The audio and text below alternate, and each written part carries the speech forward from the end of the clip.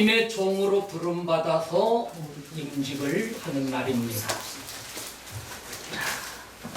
이제부터 하나님께서 원하는 삶을 사는 것이 바로 사명자, 즉 목사입니다. 지금까지는 어떻게 살았든지 이제부터의 삶이 매우 중요합니다. 그래서 오늘 사도 바울이 고백한 이 말씀을 통해서 우리들이 어떻게 사명자는 살아야 할 것인가 하는 것을 잠시 한번 말씀을 생각해 보도록 하겠습니다. 사도 바울은 바로 달려가라고 하는 이 말을 우리들에게 강력하게 2번씩이나 반복해서 말씀을 해주고 있어요. 12절 하반절에 보면은 오직 내가 그리스도 예수께 잡힌 바 된 그것을 잡으려고 달려가노라, 이러한 말씀을 하셨고, 또 14절에는 하나님이 위에서 부르신 부름의 상을 위하여 달려가노라, 또 이렇게 말씀하셨어요. 자, 지금부터는 달려야 됩니다. 걸어서는 안 돼요. 달려서 해도 될까 말까 한 일이 바로 영혼 구원하는 목자의 길인데, 자, 그래서 사도 바울은 말년에 이런 고백을 하고 있어요. 나는 선한 싸움을 싸우고 나의 달려갈 길을 마치고 믿음을 지켰다. 사도 바울처럼 고통스러운 생활을 하면서 복음을 전한 종이 없는 것 같아요. 제가 느낄 때에는 다른 12사도들을 보아도 어떤 좀 약간의 고난이 있었지만은 사도 바울처럼 고통을 당하면서 끝까지 달려갈 길을 달려갔다고 하는 것은 하나님께로부터 무언가 보았기 때문에, 받았기 때문에, 그것이 자신 있기 때문에 매를 치는데 40에 하나 가만, 즉 39대를 얻어맞았어요. 그리고 배가 파선해서 죽을 뻔하고 오나 가나 유대인들이 방해 공작을 하면서 핍박을 했어요. 방해를 해요. 그리고는 나중에는 감옥에까지 갇혀 감옥살이까지 했어요. 전과자, 요즘 말로 하면은 그 전과자가 되는 것이 바로 이 바울에게 있어서는 하늘나라 가면은 멸류관을 받는다고 하는 것을 알았던 거예요. 그 세계를 가서 보았어요. 말할 수 없는 하늘의 삼층전까지 하나님이 다 보여주고, 그걸 보고 오니까 바로 영적으로 하나님께서 사도 바울의 영혼을 이끌고 하늘나라의 세계를 바로 보여주신 겁니다. 그걸 봤기 때문에 매를 맞아도 좋습니다. 감옥에 쳐넣으면 감옥에 가서 찬송을 부르면서 거기서도 전도를 했어요. 목자는 어디를 가든지 거기가 내 목장터가 되는 거예요. 이 예배당 안에서만 예배드리고 말씀을 전하는 게 아니에요. 요즘에 목사님들이 목회를 못하고 계신 분들이 참 많아요. 더군다나 이 코로나 사태가 벌어지면서 목회를 하던 교회도 재정이 줄어들으니까 월세를 낼 수가 없어요. 보증금 까먹다가는 결국은 문을 닫고 목회를 접는 일들이 있습니다. 자, 그럼 그렇다고 해서 목회를 그만해도 되느냐? 아니에요. 교회가 없어서 나는 목회를 못한다? 핑계예요. 왜? 가서 예배 드리고 복음 전할 장소가 너무나 많아요. 찾아가 보면은 이런 예배당 안에서만 목회를 하려고 하니까 못하는 거지. 요즘에 요양은 얼마나 많아요, 여러분. 요양병원, 또 치매 노인들 모신 그냥 일반 요양원. 여러분 동네에도 가다 보면 여기저기 있을 거예요. 바로 그런 데를 찾아가서 교섭을 해요. 자, 내가 목사인데 여기 예배 인도하는 분이 혹시 주일날 오십니까? 하고 물어봐가지고 없습니다. 그러면 제가 주일날 와서 우리 어르신들 모시고 예배를 드리면서 하나님의 말씀을 전할 테니까 11시부터 12시까지 1시간만 내주시겠습니까? 노인들을, 어르신들을 모아주셔서 예배를 드리게 해주신다고 하면은 내가 와서 예배 인도를 하겠습니다. 해보세요. 그러면 대부분 그 요양원 원장님이 예 목사님 그렇잖아도 우리 노인들 가운데 교회 다니시는 분이 있는데 근데 누가 여기는 목사님 월급 주고 모실 수도 없고 그래서 참 그랬는데 참 잘 오셨다고 그렇게 해주십시오.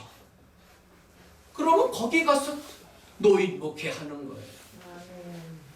저는 이제 은퇴를 한 은퇴원로 목사입니다.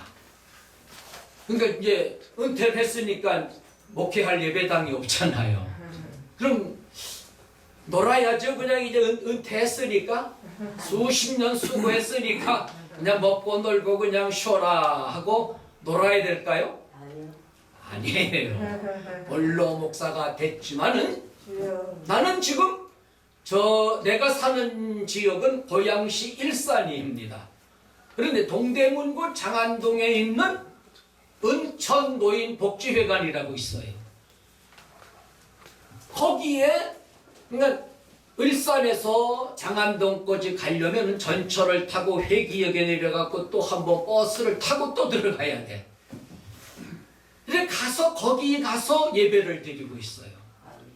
막차 태워서 천국 보내자. 마지막 교회를 안 다니다가 오신 노인분들도 있거든요. 또 다니다가 오신 분도 권사님도 계시고 그래요. 근데 이 치매 증상이 중증이 되니까 권사님인데 그전에는 목사님 오셨냐고 인사하고 목사님이라고 반갑고 그러더니 어느 날 가니까 남자 왔다? 그 남자는 어떻게 알고 여자는 그건 구별을 하시면서 남자가 왔대. 권사님인데 그래요. 그러니까 자기 정신이 지금 뇌가 그 치매 걸린 거는 정신 미친 게 아니에요. 자꾸 사탄이 들어가서 그런가 하고 목사님들 가운데도 그렇게 생각하는 분들이 간혹 있는 것 같더라고요. 미친 게 아니에요. 치매는 뇌의 혈관이 잘못돼 가지고 기억력 상실을 시켜버리는 거예요. 마비를 시켜가지고 기억력이 옛날 것은 잊어버려요. 그리고 자기 자식도 몰라가요. 심해지면은. 누구냐? 너 누구냐? 아들, 딸, 며느리가 면회 와갖고 어머니 저 누군 줄 아시겠어요? 몰라.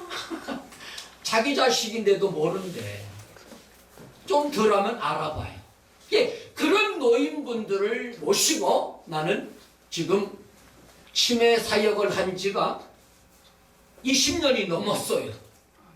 그 복지관 한 곳을 집중적으로 그게 바로 나의 목양지예요.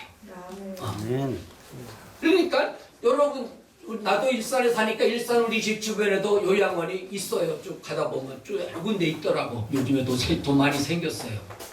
가까운 데 가서 할 수도 있겠지만은 지금까지 하던 곳이 있으니까 그 하루에 주일날 약 4시간을 걸려가지고 갔다 와야 되는 거예요. 예배 1시간. 그러면 5시간. 그래 가서 예배 드리고 할머니들하고 상에 같이 앉아가지고 점심 한 끼 먹고 그리고 와요. 그렇다고 그 요양원에서 목사님 고맙습니다. 교통비나 좀 하세요 하고 단돈 10,000원도 주는 게 아니에요. 돈 안 받고 가지고 10,000원, 10만 원, 20만 원 받아야 그거 뭐 하겠어요. 그거 없어도 먹고 살아. 좀 부족하지만. 그래서 우리 오히려 그렇게 무보수로 하는 것이 진짜 하늘나라 가면은 상이 될 줄로 믿습니다. 그게 더 큰 거야. 이 세상에서 살아있는 동안에 이렇게 우리들은 어떠한 환경에 있더라도 다름질을 쳐면서 노력하고 힘쓰고 찾으면은 일할 목회할 장소가 너무 많아. 어떤 목사님들은 시장을 쫓아가요. 시장에 가서 가보면은 교회 못 가고 장사하는 집사님, 권사님들도 있어요. 그러면 이제 어느 한 집을 권사님 가서 이제 교섭을 해가지고 권사님 혹은 집사님 주일날 여기서 오후 2시면 2시 오후에 가서 예배드리면 어떻겠으면 예 그렇게 해주시면 좋지요 목사님. 시장 목회를 하는 분도 있어요.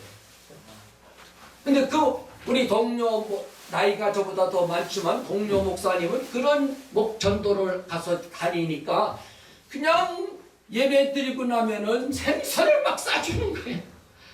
그 생선을 이제 갖다가 아주 그냥 푸짐하게 잘 잡섰더라고요. 그렇게 일을 하면은 일하는 소에게 망을 씌우지 말라 그랬잖아요. 먹을 것 하나님이 또 주셔요. 누구를 통해서든지.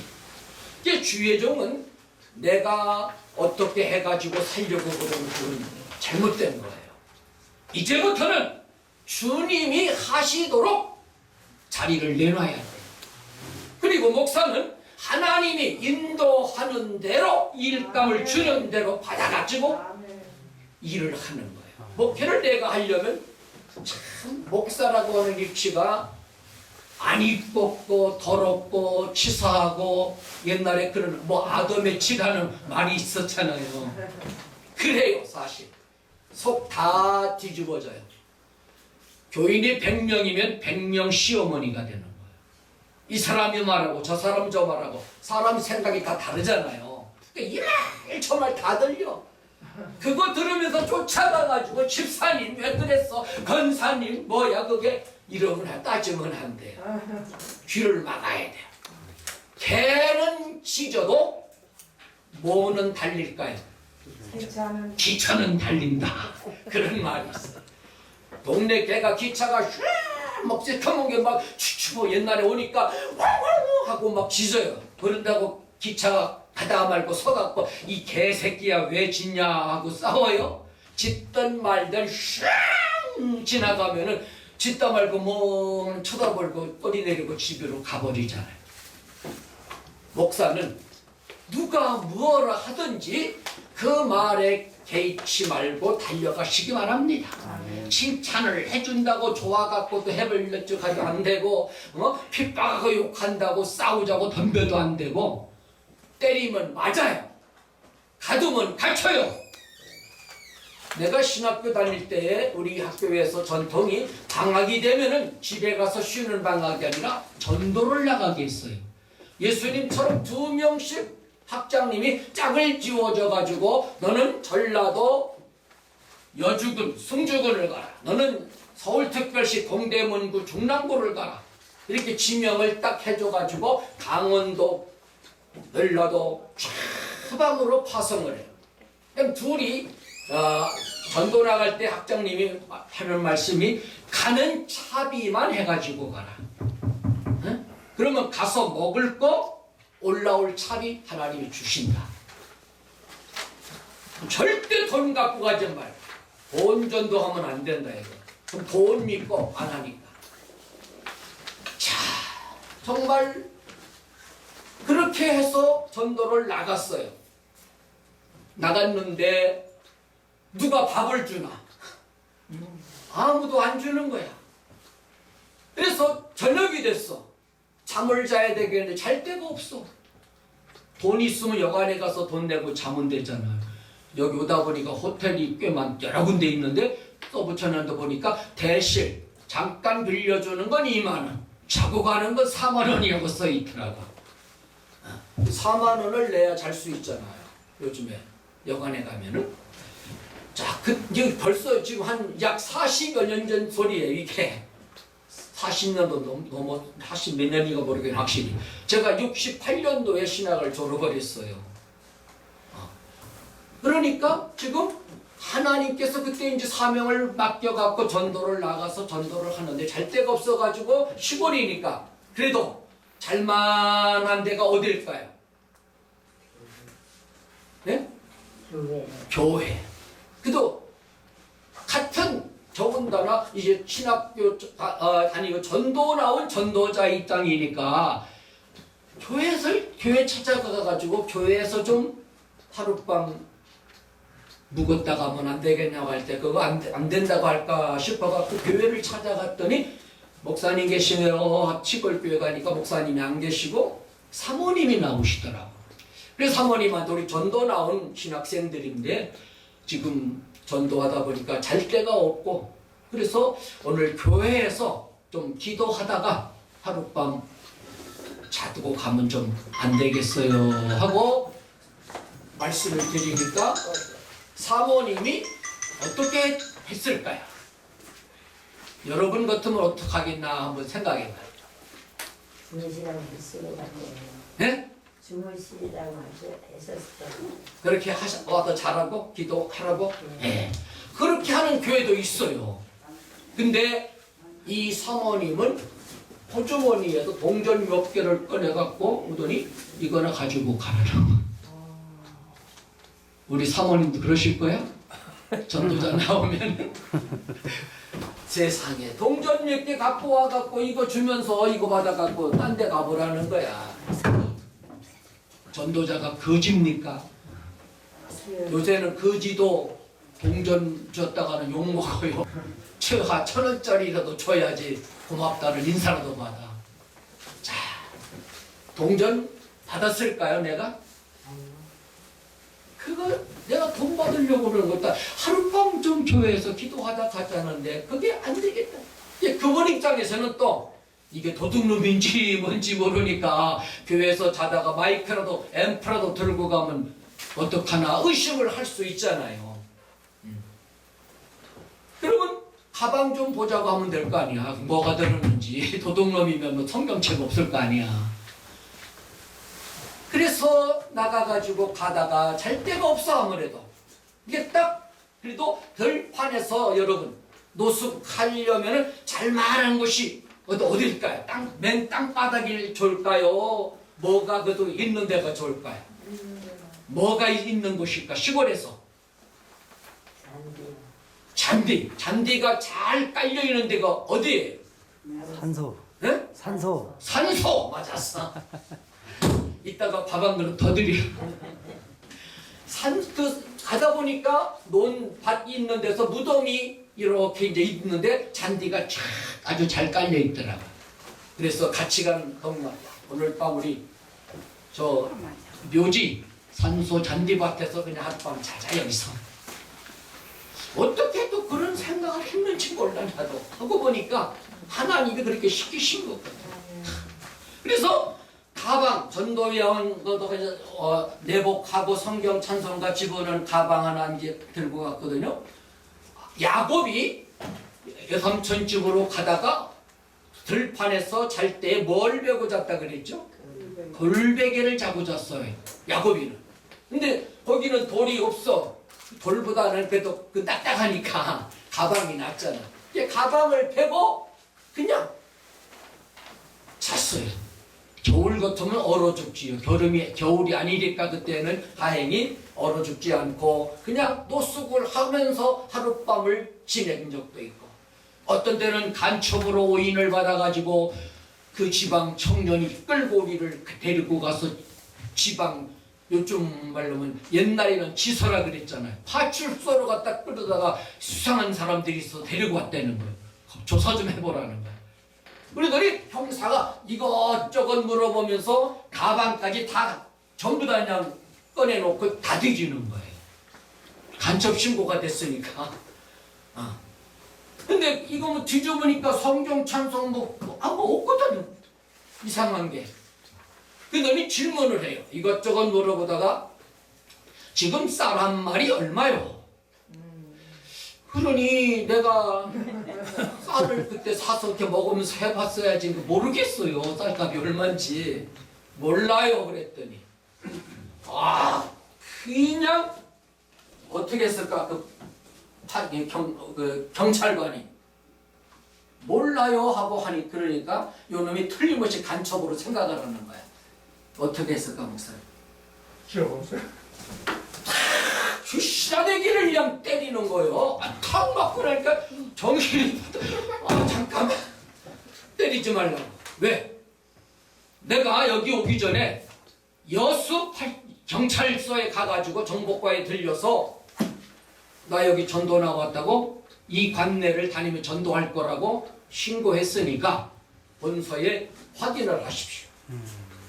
그랬더니 전화를 걸어갖고 정보과입니까? 여기 전도 나왔다고는 신학생 2명이 있는데 정보과에서 뭐 신고하고 왔다고 그러는데 정말 맞습니까? 그러니까 그래 맞아 전도 나온 학생들이야.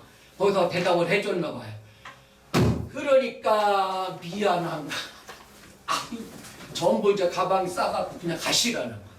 사도 바울이 얻어맞고 나가라고 감옥 문까지 열려줬지만은 감옥에서 사도 바울은 안 나오고 그냥 있었잖아요. 버티고.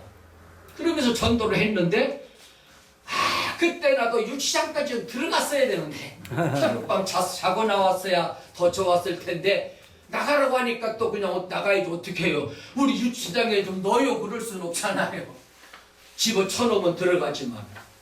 그래 이렇게 간첩으로 오인 신고를 받아가지고 경찰관한테 얻어맞으면서 신문을 당한 적도 있어요. 또 잘 데가 없어가지고 어떤 때는 역전 대합실에 가서 자다가 하룻밤을 또 자는 둥 마는 둥 그러고 온 적이 있었어요. 이와 같이 사명자는 이렇게 앞이 어떻게 될지 몰라요. 어떠한 어려운 일이 우리들에게 다가올지 모르는 것입니다. 그래서 사도 바울은 오직 앞에 있는 표대를 바라보고 달려간다 그랬어요. 그리고 이러한 고난의 길, 십자가의 길이지만은 이 길을 가면은 하나님께서는 꼭 승리하는 자에게 달려갈 길을 다 달려간 목자에게는 하늘의 생명의 면류관을 주신다 그랬어요. 하늘에서 상급이 제일 큰 게 뭐냐면은 영혼 구원시킨 거예요. 사람 살린 거가 하늘나라 가면은 상급이 제일로 큽니다. 그래서 어떤 분이 하늘나라 갔는데 한국에도 보니까 집이 제각각 다르더래. 크고 작고 살림살이도 집에 들어가면 전부 틀리고 하고 사는 게. 그런데 제일 큰 집을 가지고 빌딩처럼 아주 큰 집에서 살고 있는 분이 있는데 누굴까요? 한번 생각해봐요. 하늘나라 가서 제일 큰 집을 장만해갖고 사는 사람. 바울사도? 네? 바울사도요. 바울사도? 바울사도도 아니야. 전도사도. 전도한 사람. 오늘 우리 현대 이제 그분은 돌아가셨을 거야 아마. 지금은 미국 사람이야. 전도 많이 한 사람 누굴까? 미국에서. 빌리고요. 그 사람 아니야. 그분 말고 그분보다 더 앞선 사람. 모르겠어요? 무디 목사님. 그분은 전도를 많이 하셨어요. 이제 영혼 구원을 많이 했기 때문에 그렇게 큰 집에 살고 있더라고요. 근데 둘째, 셋째, 넷째 큰 집이 대한민국 목사님이 되는 거야. 그게 누굴까 또 돌아가셨어요. 지금 살아계신 분이 아니에요. 옛날 우리 한국로마 초대교회 때예요.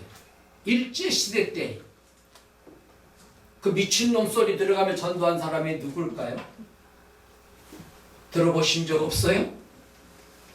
한국 교회에서 좀 배우셔야 되겠구만. 최자. 최건능. 그렇죠. 최건능 목사님이 하늘나라 네 번째로 큰 집에 살고 계시더라는 거야. 이 최 목사님은 완전히 예수님한테 미친놈이었어요. 잠만 자고 일어나면은 성경책 들고 나서 예수 천당, 예수 안 믿으면 지옥 갑니다 하면서 그냥 돌아다니면서 전도만 하니까 사모님이 좋아할까요? 안 좋아할까요? 사모님이 아이고 이런 남자하고 내 못 살겠네. 네? 뭔가 좀 제대로 먹고 살 것을 돈을 좀 갖다 주고 다니면서 전도를 나가면 좋겠는데 이 목사님이 시골교회 목회하면서 이게 제대로 교회 시골교회니까 얼마나 사례비가 나오겠어요. 그러니까 어렵게 살다가 안 되겠어 가지고 사모님한테 쫓겨났다는 이런 얘기가 들리더라고. 오죽했으면은 사모님이 당신하고 못 살겠다. 예수님한테 미친 당신 예수하고 살아라 그냥. 자, 이 정도까지 된다고 하는 거 그러거나 말거나 그래도 전도만 했어. 그러니까 가서 보니까 죽을 영혼 살린 큰 업적 때문에 대한민국 목사 중에 네 번째 큰 집. 지금은 좀 상황이 바뀌었을지도 모르겠어요. 현대 아주 그냥 아주 그냥 대교회 목사님들이 많이 나왔죠, 우리나라에도. 지금은 바뀌었을지도 모르겠습니다만은 그 당시에 어떤 분이 본 바로는 그렇더라는 거예요. 그러니까 오늘 성 목사님도 이 최건능 목사처럼 어디 가든지 입만 열면은 예수가 튀어나오시기 바랍니다.